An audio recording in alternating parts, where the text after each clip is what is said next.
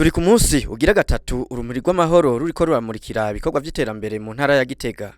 Uno munsi rukaba rwishikiye muri komine Mutaho aho rwamurikiye ibikorwa vyo kwegereza amabuye n'amatafari be no gucanga beto biriko birakoreshwa mu kubaka uruzitiro rw'ikibuga c'umupira w'amaguru. Urwo rumuri rukaba rwaciye gwerekeza muri komine Bugendana aho rwasanganiwe n'abene gihugu ku rwego rwa komine Mutaho na Bugendana. Rwaciye rufata urugendo rugana kw'ishure ry'ubuhinga gitiriwe Pierre Nkurunziza naho nyene rukaba rwamurikiye ibikorwa vy'iterambere vyo kuvanga ibeto yo gusasa mu kibuga c'inkino zitandukanye. Epipode baranyikwa arongoye intwara rumuri asaba abajejwe intwaro ndetse n'abanyabugenda na bose kunagura umugambi wo gutera amavoka n'ikawa kugira ngo bisahirize mu kuzana amafaranga mva makungu. Aha bari batanguye duhishije ko murabimenyereye hariho umugambi wa leta iriko irategura wo gutera amavoka, kunagura ikawa, kunagura icayi.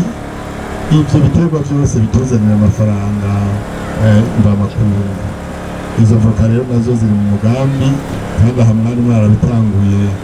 Ndazi ko hariho amahegitari menshi yaratewe amavoka, ariko iyo yarabiye kure urabona yuko yasinzikaye. Jewe nibaza yuko abajejwe intwaro musubiramo mukanagura ico gisata kugira ngo kituzanire amafaranga mvamakungu vana bwangu. Turifuza ko mu myaka mike natwe tuzoba duharuka mu bashora ivoka nk'uko dushora ikawa cyangwa icayi n'ibindi. Urumuri rw'amahoro rwagendeye kandi komine Gitega rukaba rwatewe iteka na nyene icyubahiro Icegera cy'umukuru w'igihugu mu kumurikira ibikorwa vy'iterambere vyo kubaka ubwugamo bw'ikibuga c'umupira w'amaguru kiri ku mutumba wa Bihanga. Prosperi Bazombanza Icegera cy'umukuru w'igihugu arakeza abene gihugu bo muri komine Gitega agasaba abene gihugu kurwanya akarenganyo. Biraboneka yuko mufise agatima ko gukunda iterambere.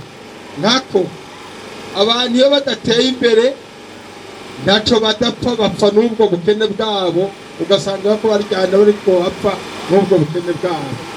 Ariko abantu bamaze gutera imbere bakariko bakora bari mu buhoro n'umutekano bose bagahora ku bikorwa bateza imbere, nta nkeka n'aya mahoro aheza agateka agasasagara kuko babise kibariko kirabahuza ciza bituma umwe wese ari turaronka bateko bashiharira kuko badafite. Hanyuma kandi muri ivyo bikorwa vy'ambere turiko turavuga tubishigikize cane cane n'igikorwa ciza c'urukundo.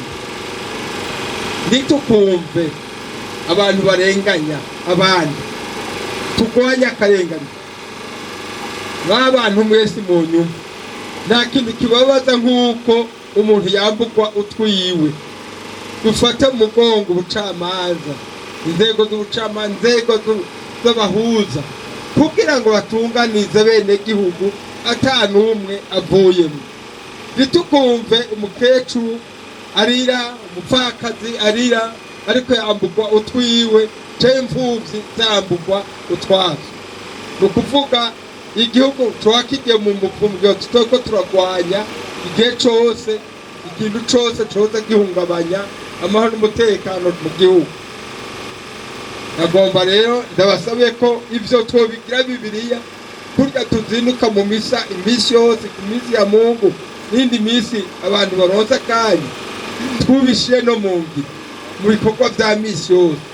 Ntakagira umuntu yifuza ko yokorera mugenzi we ico nawe atifuza yuko bomukorera.